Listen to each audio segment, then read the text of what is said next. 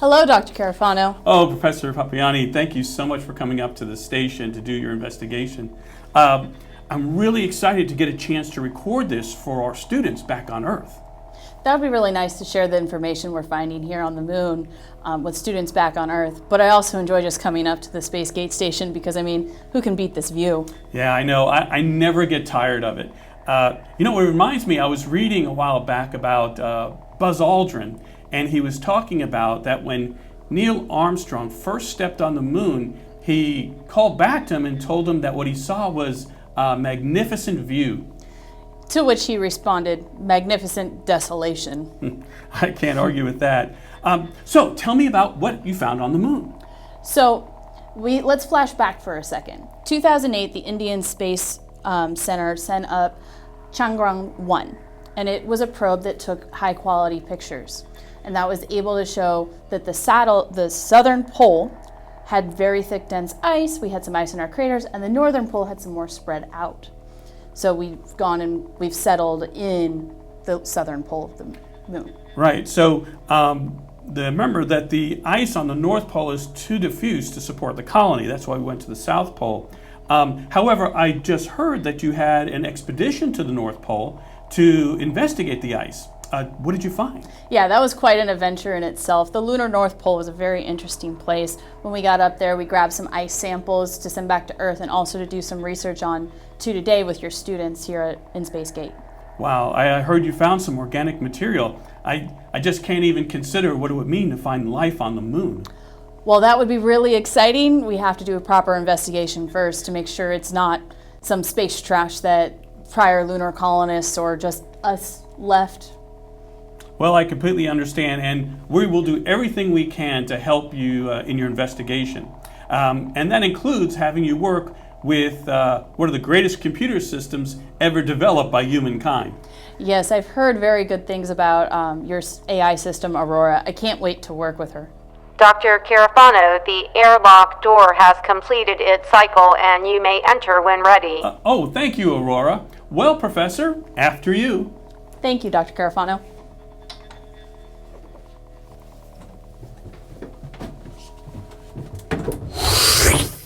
Cycling.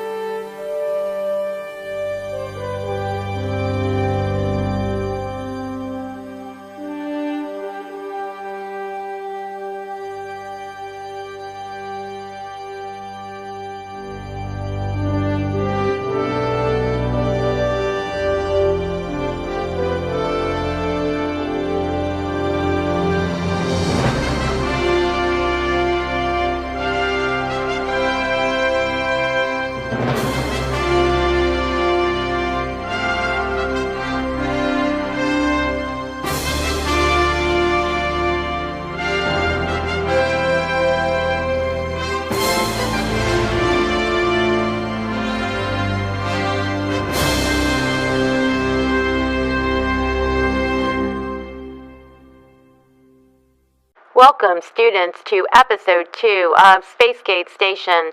In this episode, the scientists aboard the station will briefly discuss the Linnaean classification system and then identify the differences between the kingdoms of Archaebacteria, Eubacteria, Fungi, and Protista. This review will be an essential part of their identifying and categorizing an unknown biological material that was found on the moon and is being evaluated to determine if it is of terrestrial origin.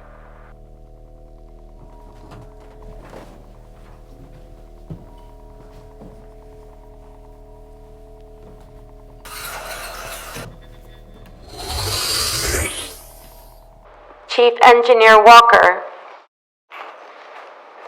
I am noticing a 0.01 kilowatt power loss through the main power transfer conduit. This loss is within normal power fluctuation parameters. However, this is the first time I have noticed such a drop since our full deployment of our solar panel arrays. Okay, thank you, Aurora. I'll put it on my long list of things I gotta check on today. You shouldn't complain, Mr. Walker. You should just consider it job security. Yeah, says the person who could be replaced by an answering machine. Excuse me, I am the Communications and Computer Systems Officer aboard the space station. I am the glue that keeps this place together. Specialist Barber, I am confused. Glue generally refers to any adhesive that is applied in liquid form and dries hard to hold materials together. Glues are made from organic compounds like animal collagen, such as horses, cattle, rabbits, and fish. I was not aware that humans were included as a source for its synthesis. No, Aurora. We don't use people to make glue. That's just another idiom. It kind of means that she feels like her job is so important that she kind of holds everything together, you know. I am once again confused. Could not her position be managed effectively by a system that, once activated, could play a generic announcement followed by a loud tone, which would enable the individual to record their message after the tone concludes? Yeah, right, like I said, an answering machine. Boop! That is not funny. Aurora, did he put you up to that? Specialist Barber, I have related to you already that I am built into the systems of Spacegate Station and cannot be put anywhere as I am already here. Why do I do this to myself? Good morning, team. Hopefully you all remember Professor Papiani from the Lunar Research Center. Hey, Professor, good seeing you again. It's great that you're here. Aurora and I have been feeling a little outnumbered as of late, and we're super happy that you're here. Professor Papiani, how are you? Welcome to the Spacegate Station. You know those shipments that you sent of the ice core samples? We have them. They're ready to go back to Earth. Also, I put them in module number 4. It's not being used at the present time. Okay? Thank you, Engineer Walker. Specialist Barber, after we finish our investigation today, we definitely need to get back together. Where are you in Stranger Things? Season 2, Episode 2. Sweet. Professor Papiani, I have set up the recording program to document our investigation today so we can share this with our students later. Your comparison samples, as well as the ice sample you provided, have been placed in the biocontainment chamber behind you. Thank you, Aurora. I'm looking forward to working with you today. You're going to be a tremendous help. Well, Professor, you're going to have to excuse me. We just recently found this new nebula, and I need to go down to the science cupola to adjust the camera to get some really good shots. We're having a lot of bugs in the system.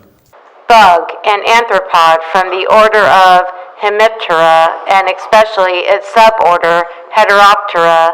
They are identified by having mouthparts, forewings, larger at the base, and incomplete metamorphosis. They are commonly considered a nuisance by humans. Aurora, he was not referring to insects. He was using it in the context of computer-based equipment. Processing. Bug, an unexpected defect, fault, flaw, or imperfection in a system or apparatus.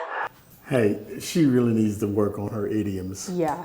Well, if y'all excuse me, Specialist Barber, I'm going to head over to the science cupola. I would really appreciate it if you would help Professor Papiani with her research today. I would be happy to. This is so exciting. Good luck. I get to go where no communications officer has gone before.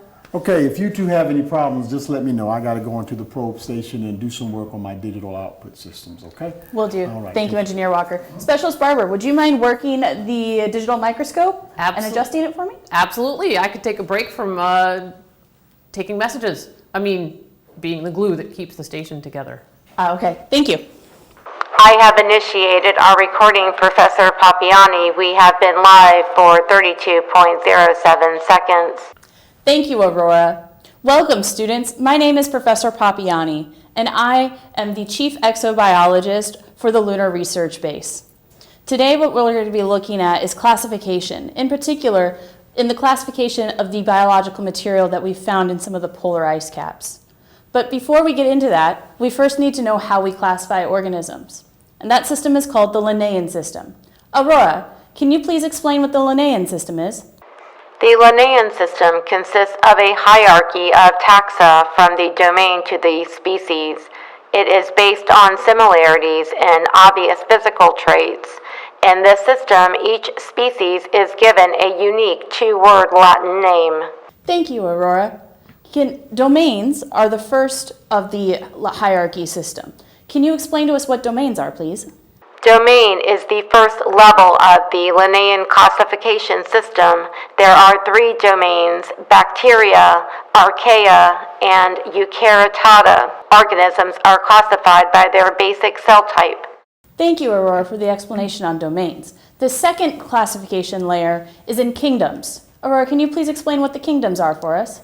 A kingdom is a general category that includes a set of organisms that share similar characteristics.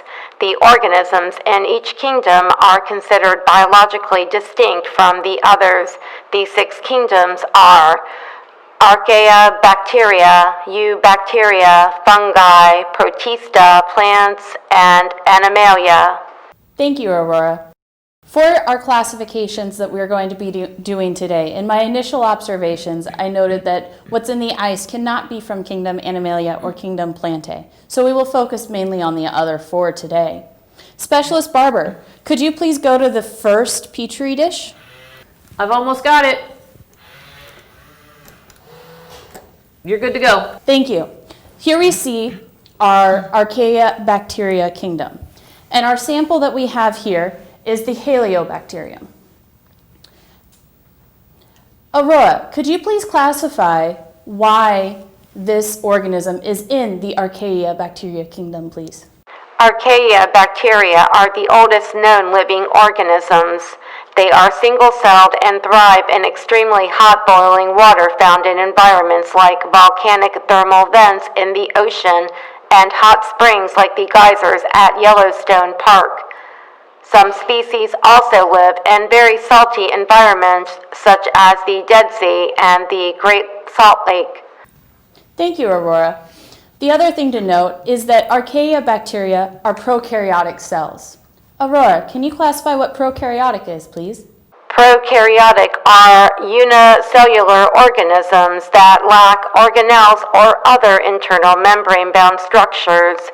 Therefore, they do not have a nucleus, but instead generally have a single chromosome, a piece of circular double-stranded DNA located in an area of the cell called the nucleoid.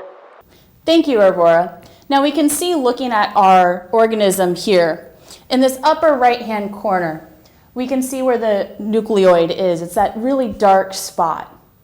Now, prokaryote, like Aurora had already mentioned, means they do not have a nucleus. A way to remember that is pro means no. Prokaryote is no nucleus. Specialist Barber, could you please take us to the next Petri dish? No problem. I'm really getting good at this. Yes, you are. Thank you. This next kingdom is the Eubacteria kingdom. And here we are looking at E. coli. Now, if we zoom in, E. coli is a disease that hurts us humans. But Aurora, can you please classify for us why E. coli is in the kingdom Eubacteria? Eubacteria are also single-celled bacterial organisms. This kingdom makes up most of the bacteria in the world. Eubacteria are very common and well known to us as parasites like Streptococcus, which causes strep throat. However, these bacteria also help produce many antibiotics, vitamins, and yogurt. Yes, Aurora, that is correct. And something also to note is eubacteria are also prokaryotic cells. As we can see looking at this sample of E. coli, you can see that we have an outer cell membrane and cell wall, but we do not have a distinct nucleus here. So, Archaebacteria and Eubacteria are both prokaryotic cells. Specialist Barber, could we please transition to our next Petri dish? Sure thing. I'm definitely adding this one to my resume. The next kingdom we will be looking at is the fungi kingdom. Aurora, can you please classify fungi kingdom for us? The fungi kingdom is recognizable to us as mushrooms, molds, mildew, and yeasts. Unlike the organisms in the Archaebacteria and Eubacteria kingdoms, fungi are multi-celled organisms. Unlike plants, they do not produce their own food through photosynthesis. Thank you, Aurora. Now, if we zoom in onto our zygomycota fungi, we can see what one of these individual cells look like. Notice it is different from a prokaryotic cell. We now have a nucleus and other organelles buried within this cell. So we can see, looking over here, we have these darker portions, this big dark portion with a little circle. That's our nucleus. That's a true nucleus. And that is going to be a eukaryotic cell. Aurora, can you please classify what a eukaryotic cell is? Eukaryotic cells are larger than prokaryotic cells and have a true nucleus, membrane-bound organelles, and rod-shaped chromosomes. The nucleus houses the cell's DNA and directs the synthesis of proteins and ribosomes. Thank you, Aurora. Eukaryotic cells have nucleus, so your trick to remembering eukaryotic is you, do. EU as in you, not as in you as in you. But that is also true. You yourself are a eukaryotic organism. You have many cells that are eukaryotic. So you do, eukaryotic, and they do have a nucleus. Specialist Barber, could you please transition us to the next Petri dish, please? Already ahead of you. I am seriously quitting my day job. I wouldn't do that just yet. Now here we're going to zoom in and look at the kingdom Protista. Aurora, could you please tell us what makes an organism fall into the Protista or protozoa kingdom? Protista or protozoa are single-celled organisms but are more complex than single-celled bacteria. The Protista kingdom includes algae and slime molds. Any microscopic organisms that does not fall into the bacterial, fungi, plant, or animal kingdoms is considered a part of the Protista kingdom. Thank you, Aurora. And like Aurora just said, Protista is our catch-all kingdom. If it doesn't fit perfectly into any of the other kingdoms, it ends up in Protista. And as we can see looking at our slide here, we do have what appears to be a nucleus-like, we have organelles, but it is not fully any of the other kingdoms we've previously mentioned. This is also a eukaryotic cell. Protistas can be single cellular, like Aurora mentioned, but they can also form colonies of their single cells. Now that we have learned about the 6 kingdoms and the 4 in detail, we would like to look at our unknown sample. And Aurora, I'm very impressed with your knowledge base thus far. I look forward to seeing how we can classify this unknown organism. Thank you, Professor Papiani. I find this work very stimulating, and working with scientists helped me improve my abilities to differentiate during conditions involving the process of investigation. Please wait. Please wait. Engineer Walker, I have identified we have a failure of the seals in the containment storage room of the number 4 module. I am also detecting multiple seal failures in the electrical transfer conduit access hatch adjacent to number 4 module. Okay, I'll check on that now. You're right. It seems like all the seals are losing their integrity. That's strange. Mr. Walker, could it somehow be related to the unknown material in the lunar sample in the storage room? I don't see how. I personally saw to the transfer and adjusted the temperature. I did it myself to maintain the frozen environment. Aurora, what's the temperature currently in Module 4? The present temperature is negative 102.3 degrees centigrade. That's not right. I personally set it to your specifications. Yeah, we collected the sample at negative 156.7 degrees Celsius. So it might have heated up, and then due to microgravity and air currents, it could have moved. You know what? I didn't consider the fact that we took the sample on the dark side of the moon, and now we're on the light side of the moon.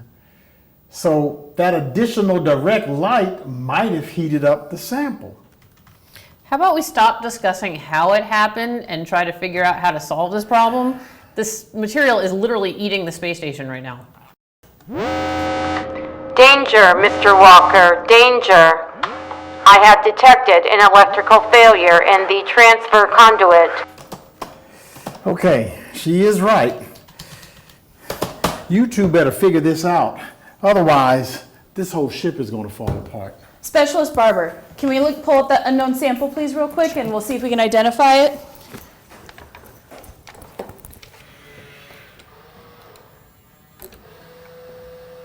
Okay, go ahead. I'm zooming in. Okay, so I see, looking here, I do not see a true nucleus. I do not see organelles. I do see a distinct cell wall and cell membrane. So that means it's prokaryotic. So it's either going to be in the kingdom Archaebacteria or Eubacteria. Mr. Walker, what is the material that the seals and the electrical conduit are made out of? Plastic polyethylene. Okay. Aurora, could you please look in the kingdoms Archaebacteria and Eubacteria for an organism that eats polyethylene plastic? Processing. Igenella saccharinicis, a Eubacteria capable of breaking down and consuming the plastic polyethylene to use as an energy source.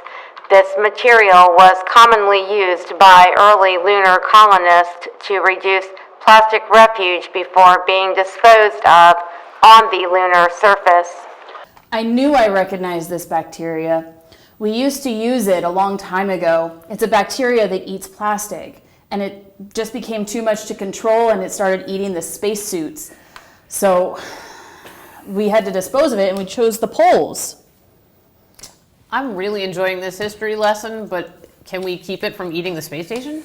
Yeah, I would prefer that this stuff didn't make my station a buffet. Absolutely, Engineer Walker, we can do that. We can cut off module 4, create it a vacuum, and make it cold so that it simulates the lunar surface, so maybe it goes dormant again? Yeah, now that I can do. Okay. Hey, Aurora, is there any crew member below the number 4 module? No, Engineer Walker. That area is presently clear. Okay, that's perfect. It'll just take a few minutes to close that station off, and that whole area will be exposed to a vacuum. Luckily, there's nothing too important in that area, so we don't have to worry about damaging anything by exposing it to space. There. Great job, Professor Papiani. You saved the space station, and more importantly, you saved me.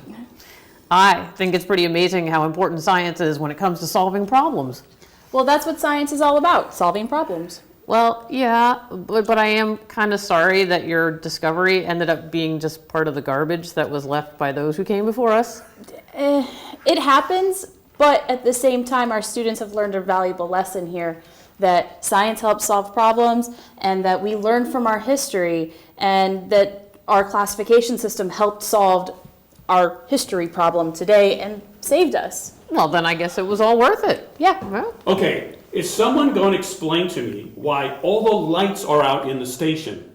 Oh, and how did your experiment turn out? Did you ever figure out what it was? It looked like it was going to be kind of a boring investigation. ooh, can I tell him, please? Can I tell him? Excuse me, is there something I'm missing here? Aurora, we should terminate our recording. Recording terminated.